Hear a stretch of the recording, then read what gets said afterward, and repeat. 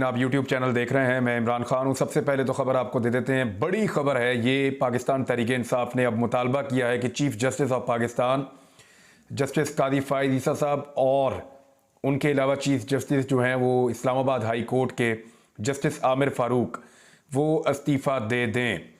अच्छा, नियाज़ुल्लाह नियाज़ी साहब का स्टेटमेंट है, पाकिस्तान तहरीक-ए-इंसाफ की नुमाइंदगी कर रहे हैं और पाकिस्तान तहरीक-ए-इंसाफ इस मुतालबे को अब सोशल मीडिया पे हर जगह अपने बयानात में कर रही है। उनका ये कहना था कि पिछले 2 साल से इस मुल्क में जंगल का कानून राइज है। ये खत 6 जजेस का सवाल नहीं है बल्कि इस मुल्क की 25 करोड़ अवाम का सवाल है। ये आईने पाकिस्तान का सवाल है। हम वकला तहरीक का बाकायदा आगाज़ करेंगे। पूरे पाकिस्तान से हम अवाम को लीड करेंगे क्योंकि ये हमारा आईनी और कानूनी हक है। किस तरह हमसे बल्ले का निशान छीन कर, हमारे हाथ बांध कर हमें इलेक्शन में धकेला गया, इस सब के बावजूद हमें पाकिस्तान के अवाम ने मैंडेट दिया।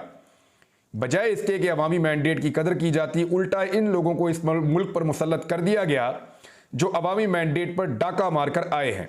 ये मुल्क ख्वाहिशात पर नहीं बल्कि आइन और कानून की हुक्मरानी पर चलेगा। ये तो नियाज़ुल्लाह नियाज़ी साहब ने कहा। और उसके बाद जो है वो रऊफ़ हसन साहब के स्टेटमेंट्स हैं, वो बड़े क्लियर स्टेटमेंट है।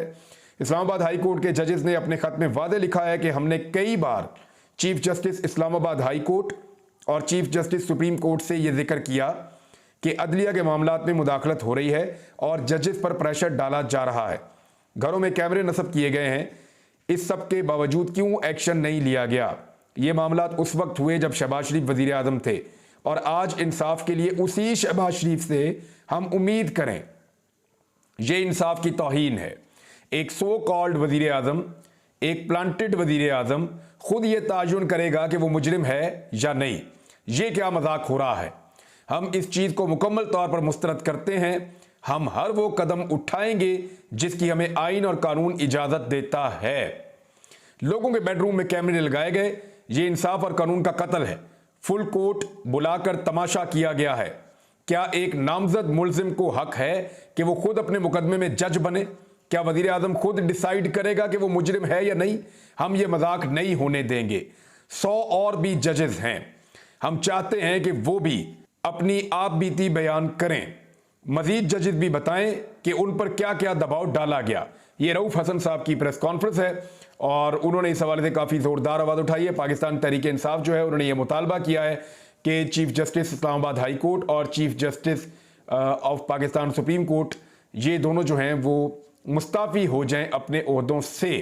फिर इमरान खान साहब के केसेस को जिस तरह प्रोसेस किया गया, जिस तरह उन्हें सजाएं दी गई, इन सब में सबसे बड़ा किरदार chief justice Islamabad high court है। ये रऊफ़ हसन साहब ने ये बात की है और इस तरह और भी बहुत सारे स्टेटमेंट्स हैं। लेकिन मैं एक चीज़ बड़ा हैरान हुआ मैं, जब बहुत सारे लोगों ने एक महात्मा बनाया हुआ था, एक बहुत बड़ा बुत तराशा हुआ था जिसकी वो दिन रात पूजा कर रहे थे और कह रहे थे ये इंसाफ का देवता है, ये महात्मा है, इससे ज़्यादा इंसाफ परवर इस दुनिया में कोई नहीं है। तो उस वक्त भी सदीक जान और इस्लामाबाद के हमारे चंद साथी दोस्त, कुछ यहाँ लाहौर में थे, कुछ और शहरों में भी थे, वो उस वक्त भी कह रहे थे कि ये रॉन्ग नंबर है। वो उस महात्मा को उस वक्त रॉन्ग नंबर कहते थे जब सारे लोग उस महात्मा की पूजा करते थे। आज मैं देख रहा हूँ जो लोग उस महात्मा की पूजा किया करते थे वो बेचारे सर पकड़ के बैठे हुए हैं, सर पीट रहे हैं, सीना कुबी कर रहे हैं और उस महात्मा को एक्सपोज कर रहे हैं खुद। और वो ये कह रहे हैं कि जनाब हमसे गलती हो गई, हमने गलत शख्स से गलत उम्मीद लगाई, हमें लगा कि ये भगवान है, इंसाफ का देवता है, लेकिन इस शख्स ने जो है वो सारी उम्मीदें तोड़ दी हैं। अब बहुत सारे लोग सर पीट रहे हैं। मैं किसका नाम लूँ? वो लोग खुद जो उन्होंने किया उसका मदावा खुद कर रहे हैं। जो कुछ वो करते रहे, जो सपोर्ट वो देते रहे, उसके ऊपर अब वो खुद आंसू बहा रहे हैं कि हमने गलत आदमी को सपोर्ट किया, सिद्दीक जान ठीक था, वो वाकई रॉन्ग नंबर थे। तो इस किस्म की चीज़ें अब सामने आ रही हैं। अल्लाह अल हक है, चीज़ें सामने आ ही जाती हैं। हमेशा जो है वो चीज़ों को छुपाया नहीं जा सकता। एक और बड़ी अहम खबर है, वो आपके साथ शेयर करता हूं, लेकिन सबसे पहले आप ये देखें कि बानी पीटीआई इमरान खान साहब के ऊपर पहले भी हमला हुआ है। मजीद बड़े हादसे के मुतामिल नहीं हो सकते, ये लाहौर हाई कोर्ट ने कहा है। लाहौर हाई कोर्ट में तहरीक-ए-इंसाफ के लायर फोरम के सदर अफजाल अजीम की जानिब से बानी पाकिस्तान तहरीक-ए-इंसाफ को जेल में मुकम्मल सिक्योरिटी फ्राहम करने के हवाले से एक दरख्वास्त दायर की गई। उस पर chief justice Lahore high court Malak Shahzad ने समाअत की है और उसमें उन्होंने कहा कि हम मजीद किसी बड़े हादसे के मुतामिल नहीं हो सकते। लियाकत अली खान और फिर बेनज़ीर भुट्टो को शहीद कर दिया गया। बानी पाकिस्तान तहरीक इंसाफ पर पहले भी हमला हो चुका है, उन्हें गोलियां लग चुकी हैं, सब जानते हैं। चेक करें इनको किस लेवल के सिक्योरिटी खदशात हैं। अब ये जो चीज़ें हैं इनके ऊपर, इस हुकूमत के ऊपर दबाव तो है, क्योंकि मुल्क के अंदर ओवरऑल सिक्योरिटी की सूरत हाल आपके सामने है। जो चाइनीज़ वर्कर्स हैं पाकिस्तान में, उनके ऊपर भी हमले हुए हैं। कुछ इत्तलात उस हवाले से मायूस कुन है, वो मैं आगे जाकर आपको बताता हूँ। लेकिन एक खबर और है, सनम जावेद और आलिया हमजा, इनके हवाले से खबर यह है कि इनको एक और मुकदमे में गिरफ्तार कर लिया गया है। और हुआ यह है कि ये दोनों लाहौर से गिरफ्तार हुई थी और इनकी गिरफ्तारी जो है वो 10 मई को गालिबन हुई थी, और बहुत बड़े पैमाने पर 10 मई को गिरफ्तारियां हुई थी 9 मई के हवाले से। और अब इनको गिरफ्तार किया गया है कि इन्होंने कोई दहशतगर्दी की एक्टिविटी की है, और वो एक्टिविटी इन्होंने की है मियांवाली में। मियांवाली के एक दूर दराज इलाके के अंदर इन्होंने दहशतगर्दी की है, और उस दहशतगर्दी के अंदर इनको गिरफ्तार कर लिया गया है। और गिरफ्तार करने के बाद इनको राहदारी का रिमांड भी मिल गया है, और फिर इनको अदालत में पेश किया जाएगा। अब 10 महीने गुजर गए इन खवातीन को कैद में। इन्होंने वो बात मानने से इनकार कर दिया, जो कुछ लोग मान लेते हैं, कुछ नहीं मानते। लेकिन फिर इन्हें कमर मशानी मियांवाली के एक थाने में, उस थाने को जलाने के मुकदमे के अंदर गिरफ्तार किया गया है। अगर ये खवातीन 9 मई के मुकदमात में लाहौर में मुलव्विस हैं, तो फिर मियांवाली में ये सेम टाइम में कैसे पहुंच गई? यानी मियांवाली से लाहौर का जो फासला है, आपको कम से कम 5-6 घंटे लग जाते हैं बाई रोड जाने में। और अगर ये खवातीन लाहौर में मौजूद थी और लाहौर में इन्होंने दर्जनों कार्रवाइयां डाली थी, कभी ये मॉडल टाउन में कार्रवाई डाल रही थी, कभी शादमान में, कभी यहां कभी वहां, लाहौर में भी इन्होंने कोई सैकड़ों किलोमीटर का ट्रेवल किया था पुलिस रिपोर्ट्स के मुताबिक, तो फिर लाहौर से ये मियांवाली कैसे पहुंच गई और वहां जाकर इन्होंने ऐसा वाकया कैसे कर दिया जिसपे इनको एक और दहशतगर्दी के मुकदमे में गिरफ्तार कर लिया गया? तो ये पाकिस्तान के कानून का एक्चुअली मजाक उड़ाया जा रहा है, और लोगों को बताया जा रहा है कि इस मुल्क में कानून और आईन नाम की कोई चीज मौजूद नहीं है। अब इन खवातीन को दोबारा गिरफ्तार कर लिया गया है। ओन चौधरी लाहौर में 1 लाख की लीड से ये इलेक्शन हारा था, आईपीपी का ओन चौधरी।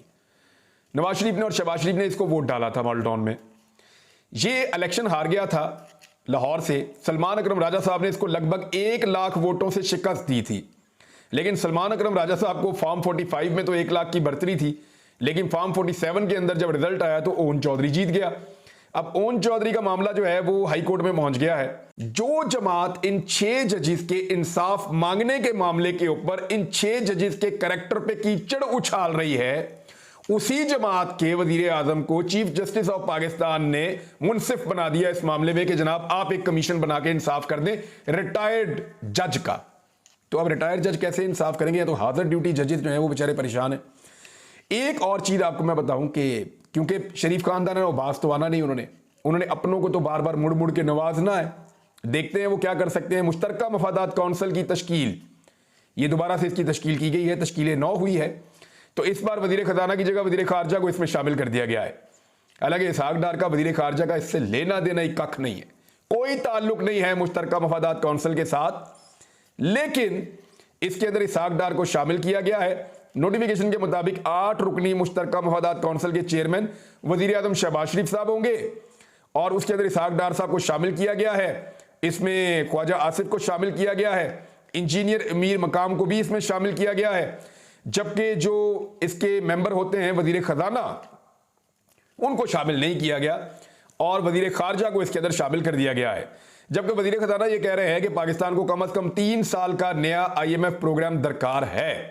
अब वो 3 साल का IMF का प्रोग्राम मांग रहे हैं, तो क्या 3 साल का IMF प्रोग्राम पाकिस्तान एक नए प्रोग्राम को झेल पाएगा? महंगाई का एक तूफान आएगा, बिजली महंगी होगी, पेट्रोल महंगा होगा, गैस महंगी होगी, बहुत सारी चीजें पाकिस्तान के अंदर महंगी होती चली जाएंगी।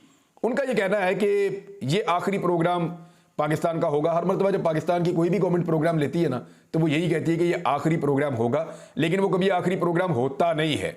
अब ये एक नया तजुर्बा किया गया, इस शख्स को कोई जानता भी नहीं था कि ये कौन है, कहां से आया, इसको पाकिस्तान का वजीर खजाना बना दिया गया है। देखते हैं ये पाकिस्तान के खजाना के साथ किस तरह का तजुर्बा करता है, क्योंकि इससे पहले पाकिस्तान के साथ जो तजर्बे हो चुके हैं, उसके बाद पाकिस्तान नए तजुर्बात का मुतहम्मिल तो नहीं हो सकता था। होना तो ये चाहिए था कि अवाम के वोटों से बनने वाली हुकूमत आती और वो आकर अवामी उमंगों के मुताबिक फैसले करती, लेकिन ऐसा नहीं हुआ। बदकिस्मती से फिर पाकिस्तान के साथ तजर्बा हो रहा है।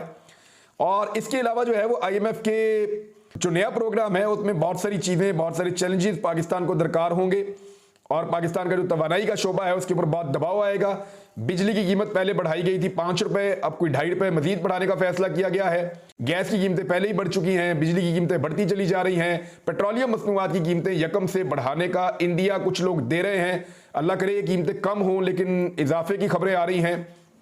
एक और चीज है, पाकिस्तान तहरीक इंसाफ के बारे में मैंने पहले आपसे ये कहा था कि इसका वर्कर बड़ा तगड़ा है और इसका वर्कर जो है वो पूरी तरह से कनेक्ट है पाकिस्तान की सियासत के साथ और वो फैसलों के ऊपर असरअंदाज भी होता है। पाकिस्तान तहरीक इंसाफ वाहिद पॉलिटिकल पार्टी है जिसका वर्कर अपनी पार्टी के फैसलों के अंदर असरअंदाज होने की सलाहियत रखता है। नून लीग का वर्कर कोई पता नहीं है, बिल्कुल सो रहे हैं। अब पीपल्स पार्टी का वर्कर, बाकी जमातें, उनके वर्कर बिल्कुल आंखें बंद करके सो रहे हैं। सिर्फ पाकिस्तान तहरीक इंसाफ ऐसी जमात है, गलत टिकट भी दे देना तो रोला डाल देते हैं। अब वो वहां से अफजल ढांडला को टिकट दिया और उसके बाद जो शोर मचा पूरे पाकिस्तान में, उसके नतीजे में अब वो टिकट कैंसिल हो गया। यानी पाकिस्तान तहरीक इंसाफ के वर्करों ने एक एमएनए का टिकट एक शख्स को दिया गया और उन्होंने वो टिकट कैंसिल करवा दिया एक रात के अंदर एहतजाज कर करके। और ये कहा गया कि ढांडला को टिकट देंगे तभी हम सीट जीतेंगे, वो माफिया मांग रहा है। और दूसरी जानिब ये भी खबरें आ रही हैं कि किसी ने पैसा भी पकड़ लिया इस टिकट के लिए। तो इस किस्म की खबरें मुख्तलिफ सोशल मीडिया पे लोग दे रहे हैं। इन पे यकीन तो नहीं किया जा सकता, लेकिन इंक्वायरी पाकिस्तान तहरीक इंसाफ के अंदर होनी चाहिए और पता चलना चाहिए। लेकिन इमरान खान साहब का ये फैसला जो है कि ये टिकट वापस किया जाए, बकौल हमाद अदर के ये फैसला भी इमरान खान ने किया है कि ये टिकट जो है ये वापस करके अपने पाकिस्तान तहरीक इंसाफ के वर्कर को दिया जाए। तो ये वर्कर की जीत है पाकिस्तान तहरीक इंसाफ के। लेकिन इसमें एक चीज और मैं आपके साथ शेयर कर देता हूं। लाहौर से हमजा शहबाज के मुकाबले में बड़ा तगड़ा इलेक्शन लड़ा था मोहम्मद मदनी ने।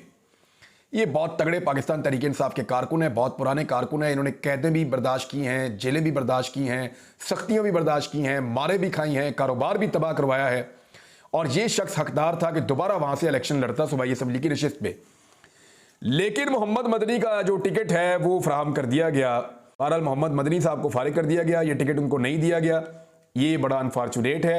ये कारकुन पाकिस्तान तहरीक इंसाफ का है और इसके लिए भी आवाज उठ रही है। अब सोशल मीडिया पे देखते हैं कि ये टिकट कारकुन जो है वो वापस करवा पाते हैं या नहीं करवा पाते। तहरीक इंसाफ का ये बड़ा फायदा है, आखिरी दिन तक भी टिकट वापस हो सकता है, बल्ले का निशान ही नहीं है। जब दिल किया टिकट दे दिया, जब दिल किया वापस लेके किसी और को दे दिया। तो आखिरी दिन तक किसी के भी पैसे ज़ाया करवा सकते हैं पाकिस्तान तहरीक इंसाफ वाले। वो शाहरुख साहब जो हैं वो लाखों करोड़ों रुपया लगा भी दें अगर अपनी इलेक्शन कैंपेन के ऊपर, तो आखिरी दिन पाकिस्तान तहरीक इंसाफ कहे जी हमारा ये नहीं, ये उम्मीदवार है, तो वोट उस तरफ पड़ जाएगा। तो अब मोहम्मद मदनी के मामले के ऊपर भी पाकिस्तान तहरीक इंसाफ का कारकुन आवाज उठा रहा है। अच्छा जी, मुशाहिद हुसैन सैयद साहब का एक स्टेटमेंट आया, ये बहुत इंपॉर्टेंट है। ये एक्सपर्ट हैं पाकिस्तान चाइना रिलेशंस के भी। Chinese companies suspend work on Dasu Diamer Bhasha dam. इन्होंने अपना काम चाइनीज कंपनीज ने बंद कर दिया है दासू और दियामर भाषा डैम में, और ये बहुत बड़ा लॉस है। इस वक्त जो पाकिस्तान में सिक्योरिटी फेलियर है उसमें चाइनीज़ मासूम लोगों की जानें गई हैं और 991 और डेवलपमेंट प्रोजेक्ट पाकिस्तान के अंदर बंद कर दिए हैं। इससे पहले भी कुछ जो टीचर्स हैं चाइनीज़ वो पाकिस्तान छोड़कर जा चुके हैं, कुछ और वर्कर भी पाकिस्तान छोड़कर जा चुके हैं और ये भी प्लान कर रहे हैं पाकिस्तान को छोड़कर जाने का। अप्रैल 2022 में जब चाइनीज़ टीचर्स की किलिंग हुई थी कराची में और 40 से चाइनीज़ टीचर्स उस वक्त मुल्क छोड़कर चले गए थे। अब वो सवाल ये उठा रहे हैं मुशाहिद हुसैन सैयद कि हमारा जो निज़ाम है हम क्यों ऐसा डेवलप नहीं कर पाए कि हम इनको जो इन्वेस्टर्स बाहर से आते हैं या जो काम करने के लिए वर्कर्स आते हैं, गैर मुल्की वर्कर्स आते हैं, हमारे मेहमान आते हैं, हम उन्हें जो है वो महफूज रख सकें उन लोगों से जो दहशतगर्दी करते हैं।